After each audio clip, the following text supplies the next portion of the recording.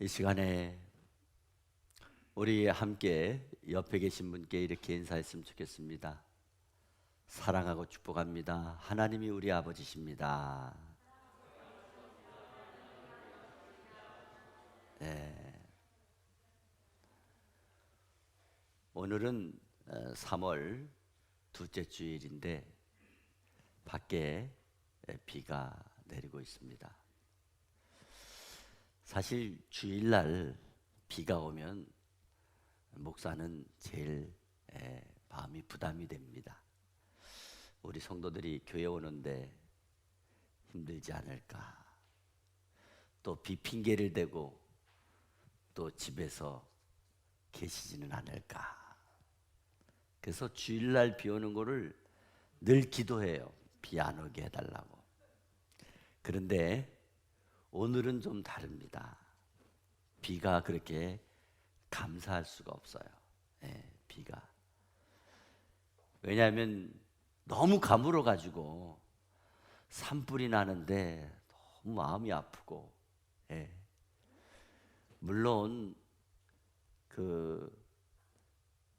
이 화재를 불러 일으키신 분 그래서는 안 되겠죠. 그러나 또 지금 산이 가물어 가지고요, 조금만 불씨가 있어도 아주 그냥 불이 무섭게. 불이 무서운 이유는 뭐냐면 녹아요. 다 녹아요. 다 녹아요. 이 홍수는 그냥 이 잠겨서 뭐 썩거나 이렇게 하는 기간이 있는데, 이 불은 그냥 무서워요. 다 녹아요. 그래서 사람이 만약에 화재 현장에서 발견되면 형체를 몰라요. 다 녹아가지고. 예전에 대구 지하철 사고를 알 거예요. 사람들이 다, 철도 다 녹고. 이렇게 비가 필요할 때 비가 오지 않으면 우리가 생각지 못했던 재난을 당하는 것 같아요. 그래서 오늘 비가 너무나 감사하고 하나님 앞에 감사 기도를 드렸습니다. 그럼에도 불구하고 이렇게 함께 여러분들을 만날 수 있게 돼서 너무 감사드립니다. 오늘은 주기도문에서 제일 처음에 나오는 하늘에 계신 우리 아버지라는 제목을 가지고 함께 은혜를 나누려고 합니다. 제가 어릴 때에는 저희 아버지가 무서운 분이셨어요. 그렇다고 해서 우리 아버지가 정말 무서운 분이셨냐면 그건 아니에요. 다만 저는 나이가 어리고 아버지는 또 연세가 많으시고 그러다 보니까 제가 무섭게 느낀 것 같아요. 항상 말이 없으시고 강한 이북 말투를 썼기 때문에 항상 중압감이 되어서 정다움을 느끼지 못했던 것 같아요. 그러다가 성인이 되면서 아버지가 조금씩 부드럽게 느껴지기 시작했습니다. 그렇지만 어느 사이에 부쩍 늙으셨다는 것을 알게 되었고, 또 그렇게 빨리 하늘나라에 가게 되실지 꿈에도 생각지 못했습니다. 왜냐하면 건강하셨기 때문에 그래요. 그 당시에 저희 집에 말씀을 드린 적이 있지만 도사견이 한 3, 40마리가 있었어요. 무서운 개요. 그 개를 키우시는데 식당마다 다니시면서 잠밥을 거두오시거든요. 그런데 그 잠밥을 어디에다 거두오냐면 자전거 중에도 무거운 자전거 있잖아요. 짐차. 차도 보면은 여러분, 짐 실는 차는 다 크고 좀 투박해 보이잖아요. 그래서 운전할 때도 보면은 제가 큰 차들이 옆에 지나가면 차가 막 흔들흔들대고 예. 큰 차는 좀 조심스럽더라고요. 저희 아버지가 자전거도 짐차 자전거 그런 거를 뒤에다가 이 둥그란 그 양철통 거기다가 잠밥을 실을고 그러면요 무거워요. 그 자전거를 탁 타셨어요. 그러니 75세 때 그 자전거를 끌고 다녔으니까 얼마나 건강하셨어요. 사실 건강한 게 아니고 제가 돌아보면 건강해 보이셨던 것 같아요. 이제 벌써 저희 곁을 떠나서 저희 교회 개척하고 1년 있다가 한나라 가셨는데 26년이 되었네요. 처음에 소천하실 때 너무 깜짝 놀랐어요. 너무나 그 이별의 슬픔이 커서 눈물을 흘렸어요. 그런데 점점 세월이 흘러서 이제 아버지 나이대가 되어 가면서 떠나신 아버지에 대한 그리움이 더 강하게 가슴속에 밀려오면서 그저 수시로 아버지 생각하면 눈물이 날 때가 참 많습니다. 그래서 아버지는 그냥 생각만 해도 마음이 듬직한, 보통 우리가 어머니를 생각하게 되면 뭔가 따뜻한 사랑이 느껴지는 것에 반해서 아버지를 생각하면 왠지 무게감이 있고 인자하신 표정으로 나를 물끄러미 지켜보시고 나에게 일거수일투족 관심을 가지고 물어보시고 하는 것이 든든한 느낌이 들었던 것이 기억이 나는 것 같아요. 오늘 본문 말씀을 보게 되면 예수님의 제자들은 예수님께서 기도하시는 모습을 지켜봤어요. 그리고 자신들이 기도하는 모습과 전혀 다른 기도의 모습을 발견하게 되었어요. 기도하실 때 호칭에서부터 기도드리는 자세부터 기도의 내용에서부터 질적으로 자기들의 기도와 차이가 있다는 것을 깨달았습니다. 예수님께서는 기도하실 때마다 하늘을 향해 손을 드시고 하나님을 부를 때마다 아버지, 아버지 이렇게 부르셨어요. 이것이 제자들에게 대해서는 큰 충격으로 받아들여진 거예요. 그 당시에 하나님을 향해서, 야훼 하나님을 향해서 아버지라고 하는 호칭을 사용한 사람은 한 사람도 없습니다.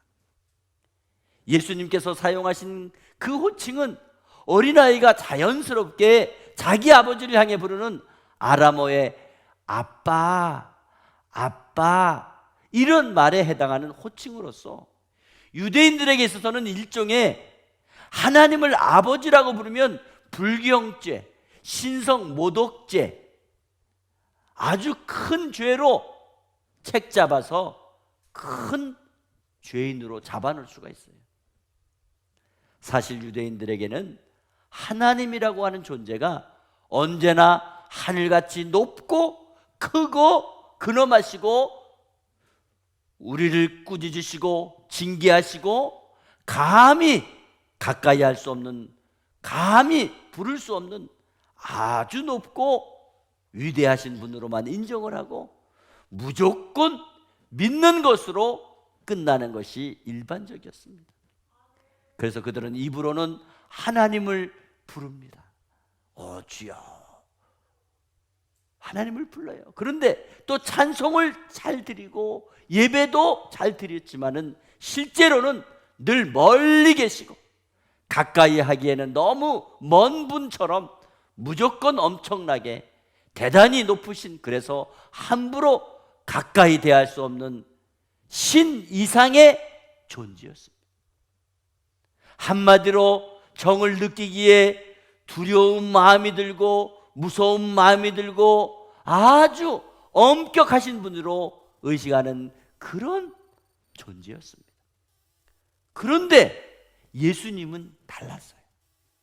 예수님께서는 하나님께서 그런 무서운 분이 아니라 수시로 마음과 마음이 통하고 마음이 아주 따뜻한 분으로 가장 가까이 계신 분이시며 또 가장 사랑이 넘치는 분으로 표현을 하는 의미에서 아버지, 아버지 이렇게 부르신 것입니다. 그리고 예수님께서는 당신만이 하나님을 아버지라고 부르신 것이 아니에요. 기도를 가르쳐 달라고 하는 제자들에게도 아버지라고 부를 수 있다고 자세하게 가르쳐 주셨다는 것입니다.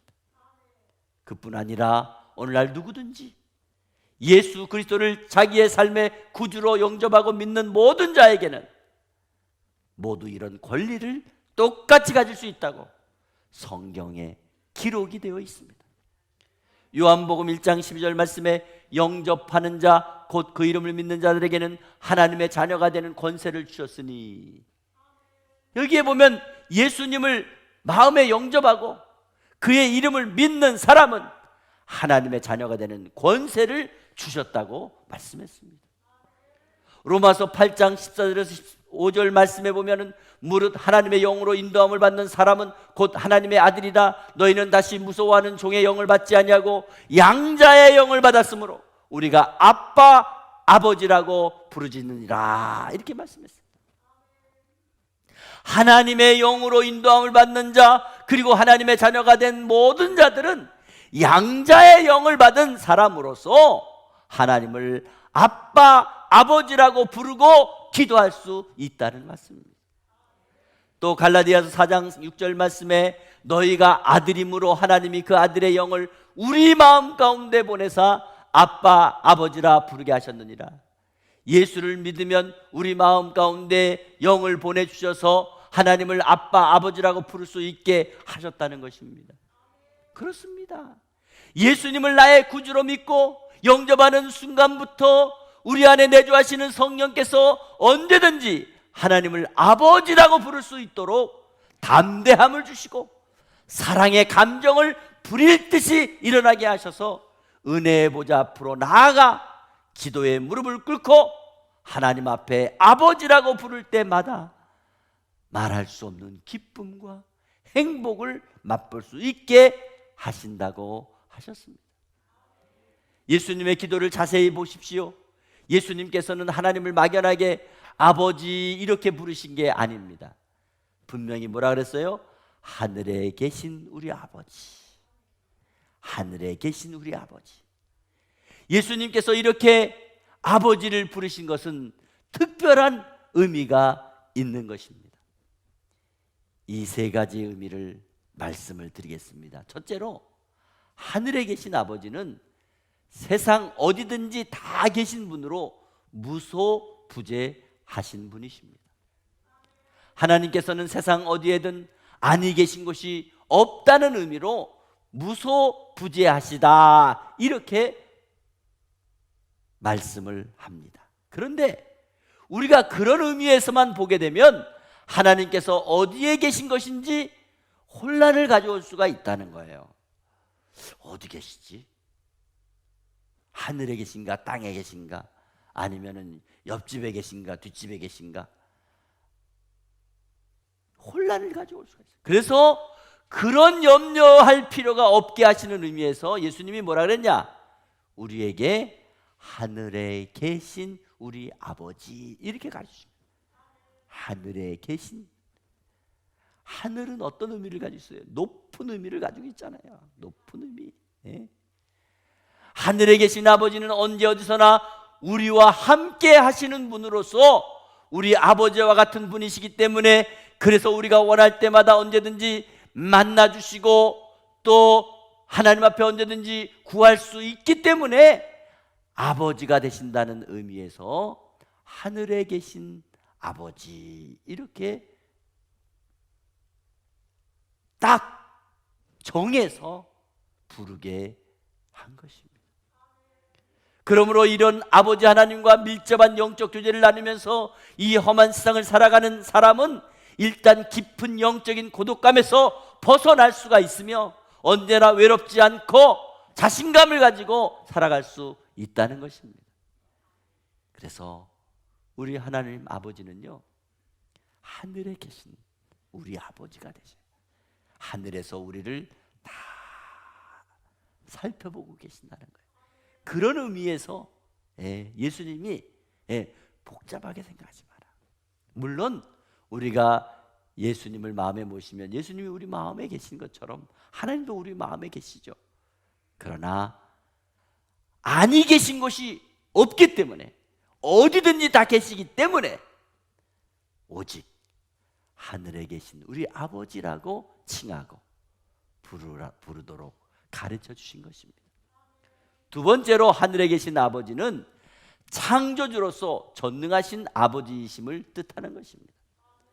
하늘에 계신 아버지는 모든 것을 다 가지고 계시고 또 그분께는 불가능한 일이 없다는 것입니다. 하늘에 계신 아버지는 모든 면에 있어서 능력과 지혜가 부족함이 없이 완전하시고 또 완벽하신 분이시기 때문에 후회하시거나 변명하시거나 거부하시지 않으시는 분이라는 것입니다. 그리고 구하는 모든 것에 대해서 무능하시거나 없어서 허락을 하지 못하시는 일이 하나도 없으십니다. 그뿐 아니라 당신이 무력해서 자녀된 저와 여러분을 어렵고 힘든 궁지에 빠뜨리는 일도 절대 없으신 분이십니다. 하늘에 계신 우리 아버지는 완벽한 아버지가 되시고 완전한 아버지로서 항상 자녀들에게 전지전능하신 분임을 밝히시는 분이십니다. 그래서 언제나 동행해 주시겠다고 약속을 하셨고 언제나 도와주시겠다고 약속을 하셨고 그리고 마음을 강하게 하고 담대히 하라고 말씀해 주신 것입니다.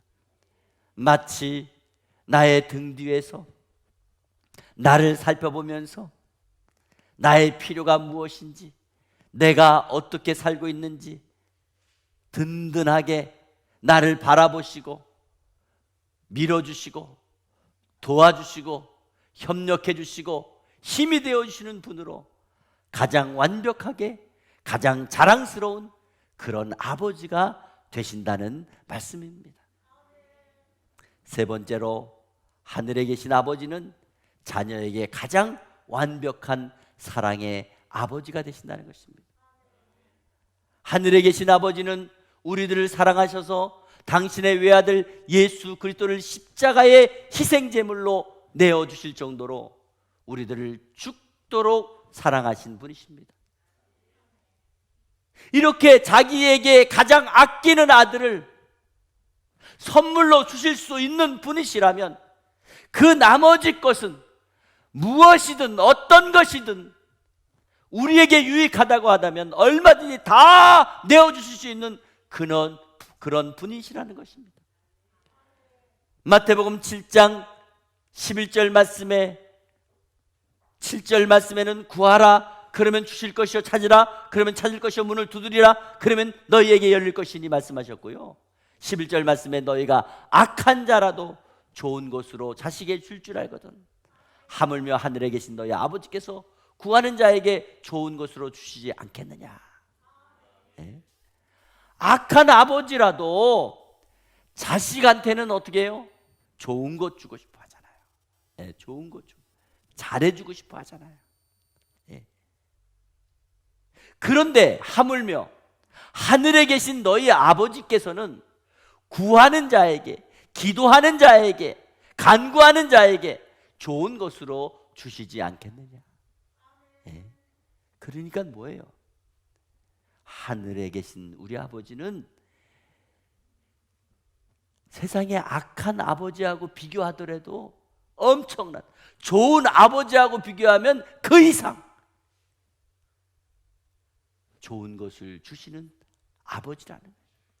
로마서 8장 32절 말씀에 자기 아들을 아끼지 아니하시고 우리 모든 사람을 위하여 내주신 이가 어찌 그 아들과 함께 모든 것을 우리에게 주시지 아니하겠느냐. 네.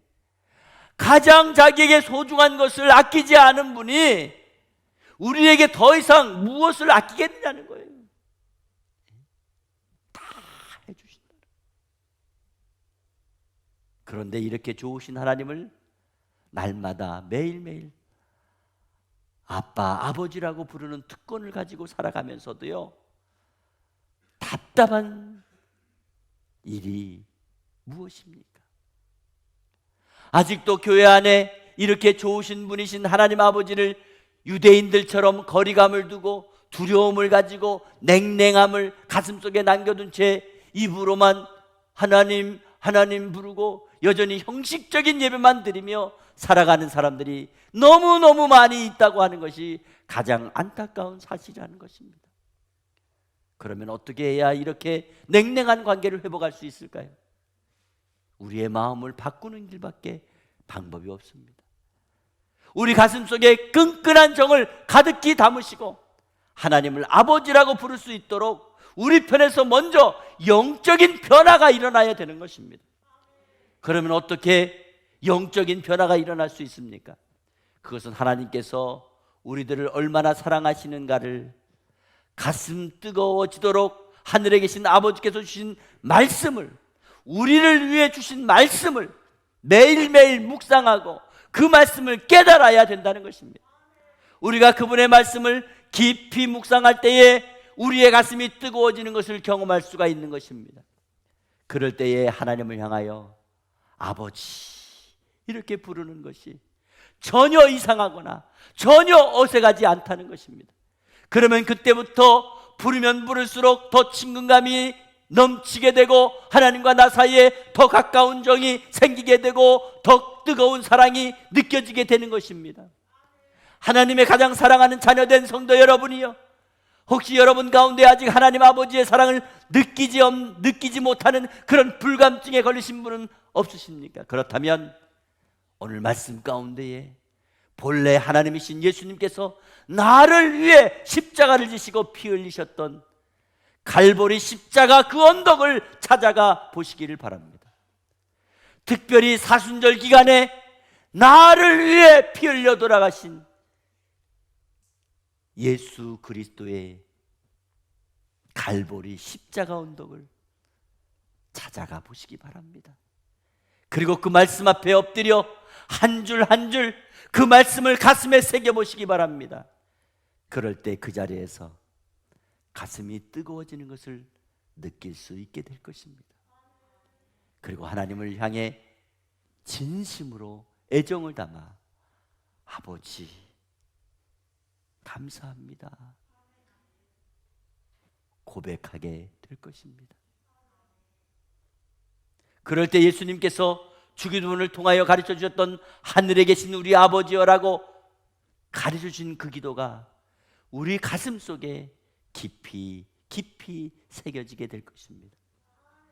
하늘에 계신 우리 아버지가 우리 하나님 아버지라는 이 놀라운 사실 앞에 매일매일 은혜가 넘쳐나서 세상의 그 어떤 어려움과 시련과 문제 앞에서도 당당하게 승리하며 하나님께 영광을 돌려드리는 삶이 될 줄 믿습니다. 하늘 아버지, 하늘에 계신 우리 아버지, 그 아버지를 마음껏 부르며 그 아버지께 기도하며 그래서 그 아버지께로부터 언제나 풍성히 받아 누리며 살아가는 저와 여러분 되기를 주 예수 그리스도의 이름으로 축복하고 축복합니다.